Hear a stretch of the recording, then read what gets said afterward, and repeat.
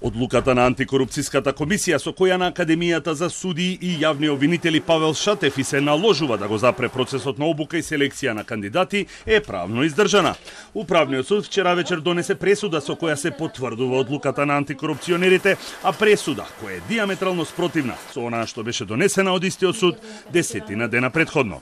Снимањето на судскиот совет при изрекување на пресудата не беше дозволено. Тужбата на тужителот, јавна установа Академија за судии и јавни обвинители Павел Шатов Скопје, изјавена против одлуката број 12-1330/56 од 24.2024 година на Државната комисија за спречување на корупцијата се одбива како неоснована.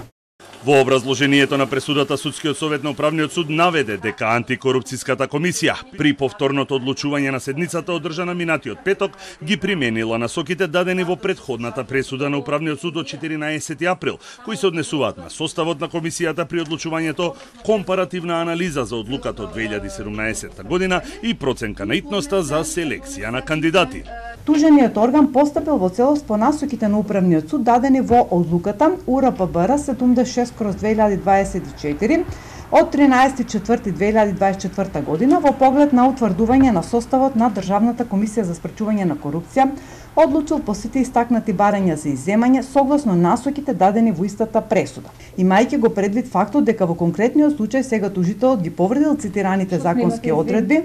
на начин што по распишување на председателските избори 2024 година, распишани со решение на ден 14.2.2024 година, ја продолжил започнатата постапка за прием на 130 слушатели во почетната обука во Академијата, која претходно била ставено во мирување. Судирот меѓу Академијата и антикорупцијската комисија дојде по доставен приговор дека се крши изборниот законник и ДКСК два пати носеше одлука дека селекцијата на кандидати мора да запре до завршување на изборниот процес, односно до избор на претседател, пратеници и влада.